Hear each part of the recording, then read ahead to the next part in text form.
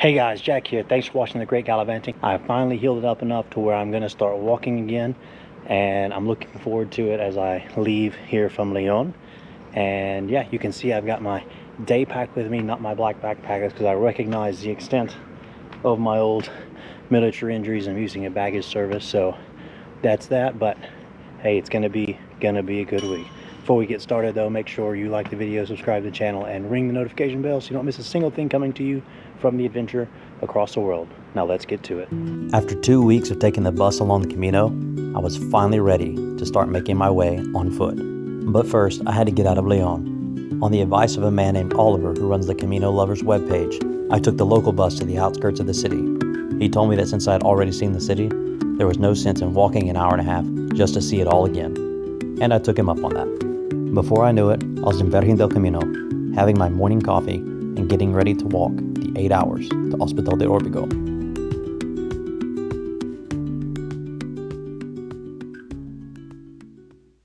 My name's Jack Rogers.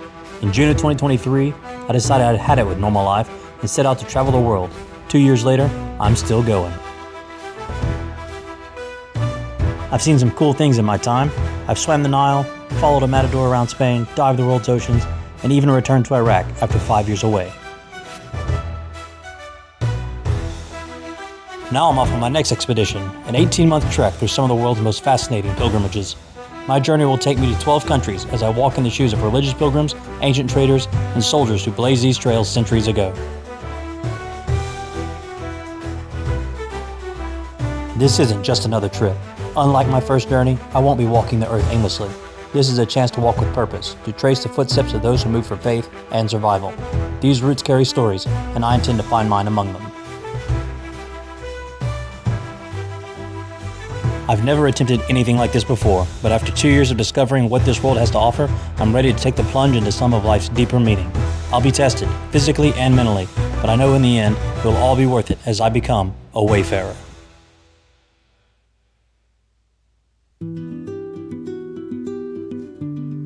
The first half of the walk out of León wasn't that bad. In fact, it was way easier than the elevation profile suggested it might be. Together, we talked about Spain, politics, social issues, and had a general good time discussing the journey life had taken us on.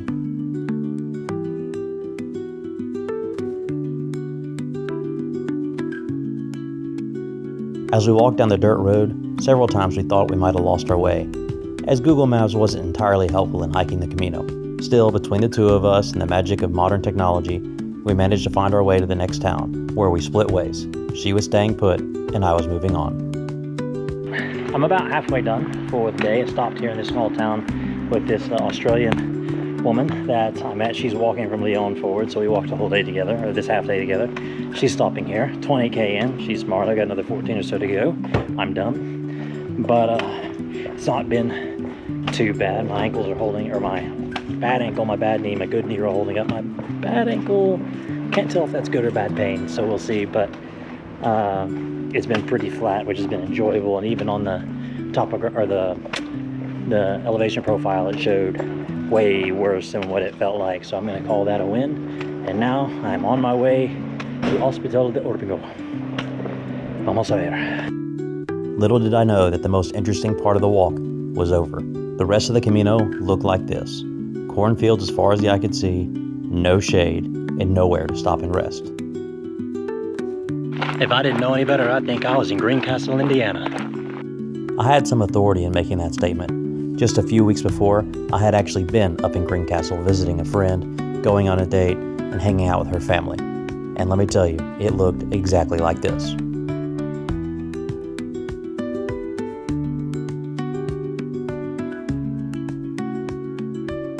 This sign was typical of the rest stops along the stretch of the Camino. There was nothing on the road, and to get water or a beer or just take a rest in the air conditioning meant walking 500 meters out and 500 meters back, adding a full kilometer to your walk every time you wanted to stop.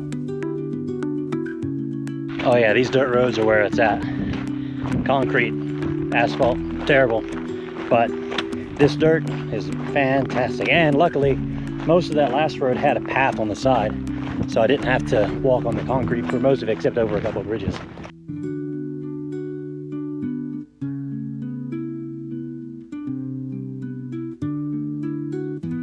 I got about hour 15 left walking down this dirt road and cornfields, right? As though I'm in the Midwest. It's hot, and as you can maybe see, my sunscreen is worn off, but that's okay. Kind of used to it. I have to say this day's been a lot easier. Getting a little bit of a cramp in one of my calves, but way easier. I hate to say it, but sitting in the bag of head's the best idea. But I am looking forward to a shower to wash all this gritty salt off my face. But that's still an hour away. Maybe I'll stop at the next town for a small drink. You know, take a break in the aircon before I keep going. But ooh-wee, León in the summer. Let me tell you, not quite as bad as Texas though. For lunch, I stopped in this random field. It had the lone tree that I could use for shade. After that, it was over some railroad tracks, which I was kind of shocked that the Spanish government would actually direct pilgrims to walk over the railroad tracks, just looking both ways for the trains. One thing's for sure, you would never get away with that in the United States.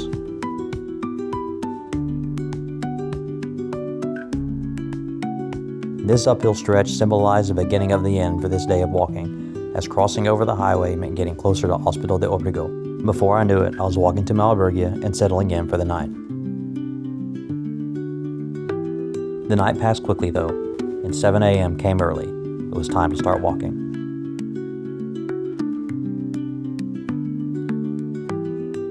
Leaving Hospital de Obregón, my joints feel fine, which is good, just with the flat walk.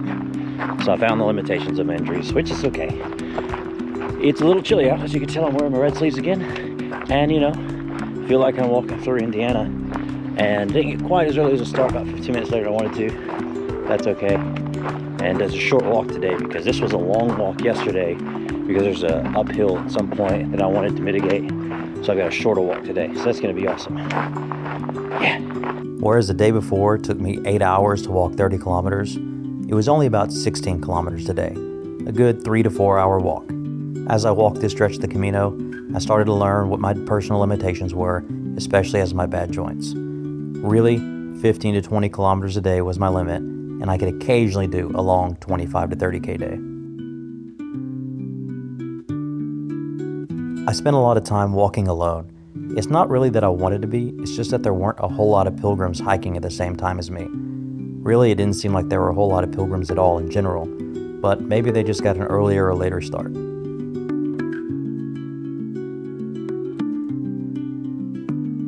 One thing I liked about the first few days of the Camino, especially on the Climb de Roncesvalles, was that we were around a whole lot of open range herds of animals, be they cows or rams or horses. And at certain parts on this stretch of the Camino, we would walk through or by ranches, or at least farms. And I really enjoyed seeing and smelling the sights and smells.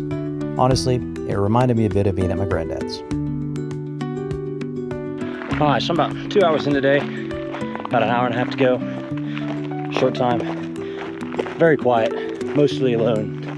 Like I think I've said a word except buenos dias to people because there's not a lot of people on this part of the Camino. Christian and I talked about that last night. A lot of people at the beginning, there'll be a ton of people at the end, but here in the middle there's not. And I'm getting reminded a little bit of Cambodia because if you don't keep moving, these dadgum gnats will swarm around your face in this part. It's incredibly annoying. Like I got a fly on my hand holding the GoPro right now. But it's just part of the experience.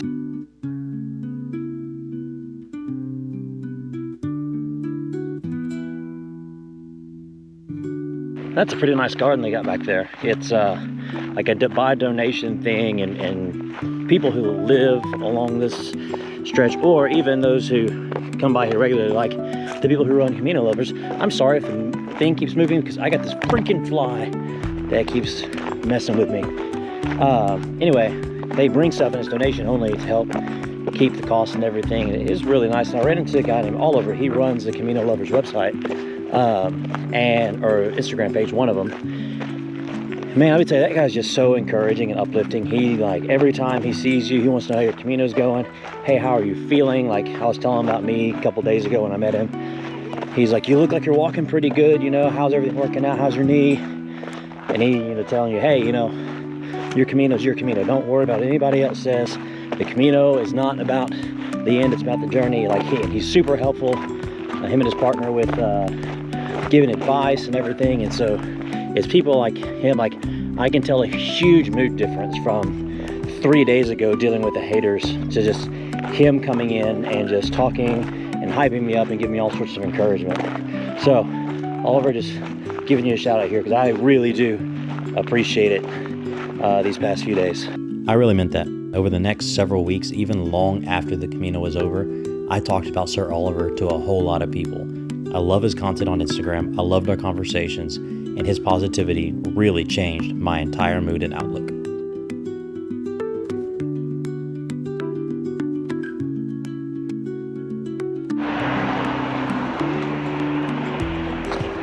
This concrete sucks. No me gusta. Before I knew it, I was looking at Astorga off in the distance. Although I have to say, anytime on the Camino where you see the city off in the distance, you have to remember, you're still a pretty good ways away. I made it to Astorga just in time for lunch, and most importantly a siesta, and so I can see the church here. So thankful for a short day. Might be the shortest day I have here going forward, but you know, say la vie. It was a good walk. I was excited to be in the town early enough where I could actually see the sights before going to bed. That was something I really didn't get to experience in Hospital de Obrego, and something I was really worried about when it came to walking every day. I remembered back in Roncesvalles and Zubiri, I got to my hostel and I was just ready to sit down. It's a good thing I still had the energy though, and my feet weren't killing me, because I got to see this very unique cathedral. In all my travels in Spain, I hadn't really seen one like this, and it reminded me a lot of the bull ring in Zaragoza that just looks so different from all the others. The Catedral de Santa Maria de Astorga started construction in the 15th century and ended in the 18th century when its twin towers were finally completed. Like a lot of cathedrals in this region though, it wasn't the first church on this site, and it was built on top of an old Romanesque church. As much as I want to go look in a cathedral, one, costs 10 euros and I can't justify it in my daily budget.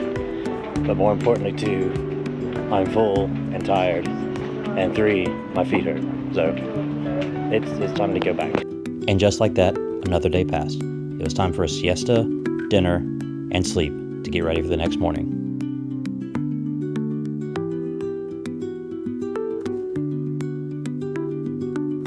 All right, so it's time for me to leave Astorga. I'm going through Fontebadon today. About a 20-ish K walk, so about 6 hours, 6:40 right now. I'm enjoying my coffee. And then after that, I've decided if I can't get accommodation in El Acebo, which is a shorter, like 2.5, 3 hour walk from there for tomorrow, then I'm just going to take the bus from Fontebadon to Ponteferra, because it has been made clear to me by several people and forums online that the descent from El Acebo is not easy on the joints. So I've been told, like, look, you need to stop at El Acebo because it's just going to keep sucking the next morning, but at least you'll be fresh. So that is what the plan is, and all the El Acebo accommodations that I've seen have been full, so I'm still reaching out, but we'll see. Flip side, irritated in the morning because nice aircon last night, just cool enough, sleeping fine. I wake up, I'm like, man, why am I sweating? Aircon looks like it's still on, the number's still showing, and get up this morning and nope, it is hot in the room. Well, what had happened was someone had turned the aircon off, and it just leaves the number up there in the middle of the night. And there are some unspoken, commonly accepted etiquette rules for living in hostels. Give me 1 second for this street cleaner to pass. Rule number 1 is if the light is off, it stays off unless you ask everyone, are you okay if we turn this on? Maybe there's people sleeping, maybe someone is sick. It's just common courtesy. In fact, I know one hostel that they control the lights from the central panel because they just want to mitigate the drama. And they'll come back, hey, is everyone cool if we turn on the lights? And last night, everyone more or less abided by that one. The biggest problem was the automatic lights out by the bathrooms that we have no control over. So you just deal with that. I've dealt with that a lot. Rule number 2, aircon is on, it stays on unless you ask everyone if to turn it off. So that was the one that was violated last night because I got up and checked and the aircon vents were closed, no air coming out. was like, these mother effers. And I'm willing to bet it was someone from a certain country to the east of Spain who are militantly against using aircon. Contrary to what their national newspapers tell them, a thermal shock is not a real thing. Going from outside to inside to aircon will not cause some sort of virus or bacterial infection or cause you to get sick or anything like that unless there's something wrong with the aircon. And so there was a girl this morning who her bed was in front of it. I mentioned, like, man, there's a couple of unwritten rules. You know, the light's on, it stays on, the aircon's on, it stays on, unless you ask. She's like, I wish it was off because I'm not used to it. Now I'm sick. Like, a load of crap. I've been all over the world. I've been deployed to Africa. I've been to Iraq as a tourist and for the military. Lived in Mexico twice, where the aircon was only on at night. It was in the hundreds Fahrenheit. And it's ridiculous that people think that. And also the aircon was only set to 26. Which is like 78 degrees. It wasn't even set to 69 or 71 like you'd have in the US, but that's just nuts. So that's how I'm starting off my morning. A little irritated, but at least I have my coffee at 6:30 in the morning, which is lovely because I didn't get to have it yesterday. In my 2 weeks of taking the bus along the Camino, I'd really come to enjoy my morning drinking my café solo and reading on my Kindle. That wasn't really going to be a thing anymore, but if I ever got the chance, I decided I would have my morning coffee, sit down and enjoy it before I start walking. A lot of the path today was alongside the road, not on it, which meant that it was really easy on my ankles, or at least easier than the second day climbing down from Roncesvalles and heading to Zubiri was. I knew I might be hurting, but it was better than knowing I would be if I was ground pounding on concrete.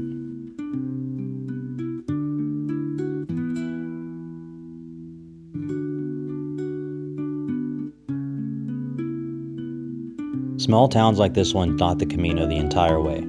Once upon a time, they were important waypoints on pilgrimages and trade routes, even for the military. But now, they're almost entirely supported by pilgrims. It didn't occur to me that I needed to stop in East Town to get a stamp on my pilgrim's passport, but now that I was walking and not taking the bus, I didn't really have a choice. I needed the opportunity to sit down, a nice cold drink, usually a zumo de naranja, and a sello, the pilgrim stamp.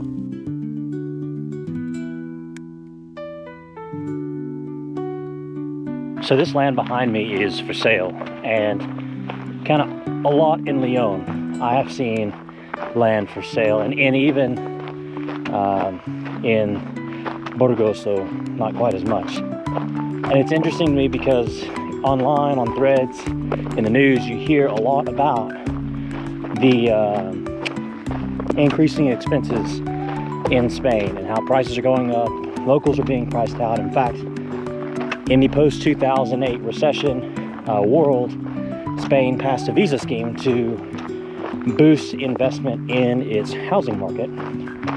So it was called the Golden Visa. If you invested 500,000 euros or more in Spain in general, but it was designed and encouraged to focus on real estate, then you could get your temporary residency, which would then lead to permanent residency and citizenship. Now, over-tourism in Barcelona, Madrid, Sevilla, San Sebastian has resulted in a lot of those properties being Airbnbs, so there's huge movement against tourism in those areas, and those communities are cracking down on unregulated make sure someone's behind me. Unregulated hotels, basically, like Airbnb is, similar to what New York City is doing. However, out here there's a lot of land for sale, and I can't help but wonder if that is because it's too expensive to own because of that visa scheme, or if it's just because they're trying to encourage development. And if it's the former, it's very concerning to me for the lives of the Spanish people, as people like me who bring in American dollars, which, while worth less than euro, is still more than a lot of Spaniards make on average. People like me that could come in and buy it. Or if it's the latter, where they're trying to encourage development, it also concerns me because this is a beautiful country, right? I want this countryside to remain as is. At most, I want it turned into sustainable farmland and agriculture. I don't want it turned into, you know, massive farms, industrial farms, or housing developments or anything like that. So it's just something that's occurred to me in my second to third hour of walking. And I saw that sign. I've seen a lot of them. So those are just some Camino thoughts.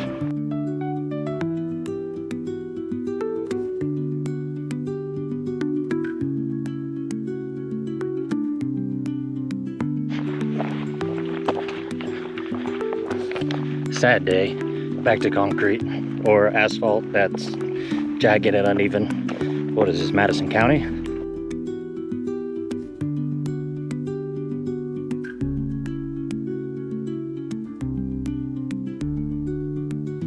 So, taking advice from people who at least appear to be smarter than me. And Christian, you know, he told me, he's like, you gotta, what he was gonna do, what he learned on the Camino is just go for 55 and 5 is his, but I'm basically going an hour and then resting 5-10 minutes, and it's making a world of difference, both mentally, physically, and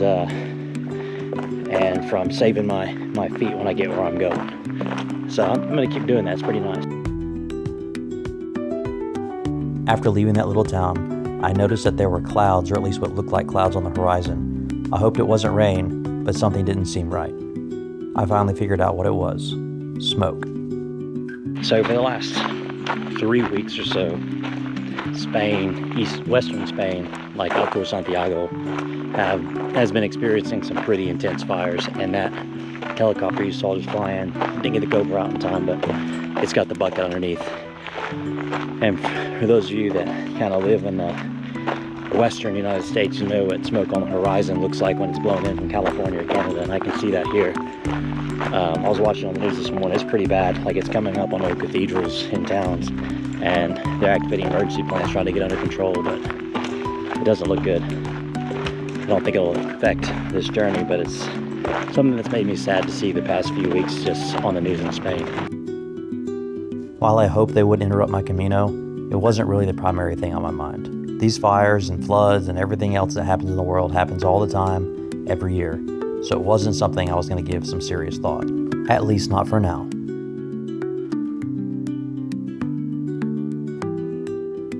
By this point in the day, I was starting to hurt a little bit. Of course, the bottom of your feet hurt from walking all the time, but even my joints were starting to hurt to the point where I was thinking maybe I should stop. But they weren't quite that bad, so I just continued on.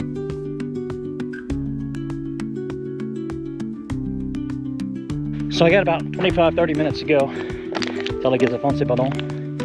But I'm doing all right. My knee doesn't have a brace on it. It seems like it's doing fine. My good ankle, which is the one that started having problems in the end of when I got to Zubiri, that one hurts. Not necessarily bad. Something's broken. Hurt. These daggone flies are killing me. But I'm definitely gonna want to put the ankle brace on when I get there. I haven't heard back from any of the hostels or albergues in El Acebo, San Miguel.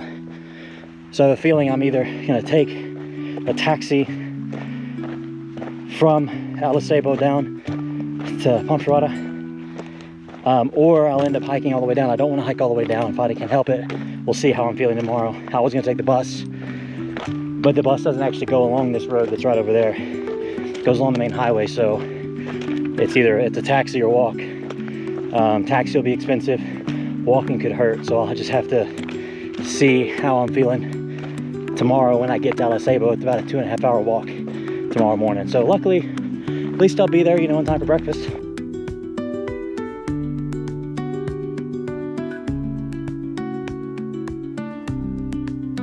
This is about as good a view as I'm gonna get. I don't know if you can tell that haze on the horizon. It's not clouds and that's not fog.